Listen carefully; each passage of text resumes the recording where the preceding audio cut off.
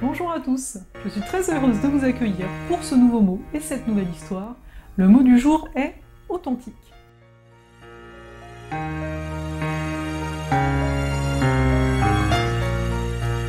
Comme vous le savez, nous sommes en plein dans les 21 jours pour s'aimer.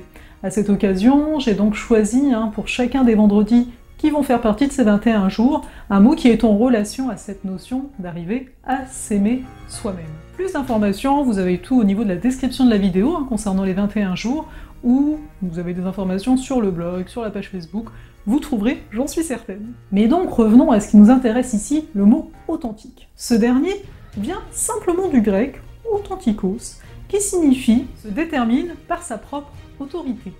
Ainsi, le mot authentique nous parle de notre autorité à nous. Donc ça signifie quoi? Ça signifie que pour que je sois authentique, pour que vous soyez authentique, eh bien il convient de revenir à soi. Parce qu'on n'est pas authentique en se comparant à quelqu'un d'autre, à lui, je sais pas, il a la couleur bleue, alors moi je vais prendre la couleur verte, non ça marche pas comme ça. C'est de revenir à soi. D'ailleurs, dans notre façon d'utiliser le mot authentique, on l'entend bien. Par exemple, on trouve une œuvre d'art et on va dire elle est authentique. Ça signifie que ce n'est donc pas une copie, ça signifie qu'on est donc à l'original, l'origine, ça qui est important, donc il n'y en a pas deux comme elle, ou tout du moins s'il y en a, ce serait une copie de celle-ci. Vous l'entendez, c'est comme ce que je disais au tout début, quand on est authentique, on est en rapport à soi, on est aligné sur soi, on n'est pas une copie de quelqu'un, ou on n'est pas comparable à quelqu'un d'autre ou à quelque chose d'autre. Donc ici, pour apprendre à s'aimer, il faut que chacun d'entre nous arrive à voir c'est quoi sa vibration initiale, c'est quoi votre origine à vous, c'est quoi votre particularité.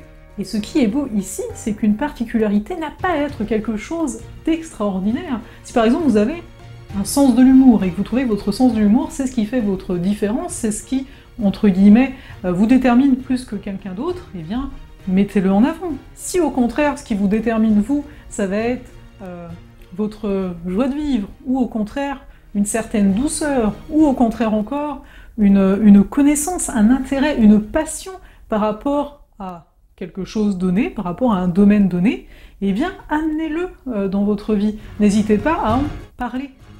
Car finalement, quand on parle d'authenticité, on le ramène beaucoup au niveau de différentes professions qui existent maintenant dans le monde, surtout les professions où on va être entrepreneur, donc où on doit s'amener, mais c'est aussi valable pour le reste, à votre avis. Pourquoi vos amis sont vos amis? Qu'est-ce qui vous rattache? Qu'est-ce qui vous lie? Qu'est-ce qui existe en vous qu'il se situe également en lui, ou inversement, qui se situe peut-être pas en lui, en votre ami, mais que ça vient faire une complémentarité? Ici, avec le mot authentique, j'avais envie de vous rappeler que nous le sommes tous. Finalement, être authentique, ça veut dire ne pas mettre de masque, ça veut dire de se montrer tel que l'on est. Et je sais, oui, bien souvent, on se demande « mais qui est-ce que je suis ?» etc. Mais revenez aux fondamentaux, revenez à votre origine, voyez ce que vous faisiez quand vous étiez enfant, peu importe, et comprenez que ça, qui semblait être qu'une passion, que peut-être que vous êtes en train de juger, que vous n'aviez aucun talent, etc. Mais ce qui compte, c'est que vous le faisiez. Ce qui compte, c'est que ça vous faisait du bien. On n'est pas dans une attente de résultat en étant authentique.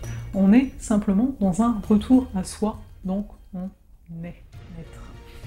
Je vais vous souhaiter une très belle semaine, et de toute façon, on se retrouve dès demain pour la suite des 21 jours pour s'aimer.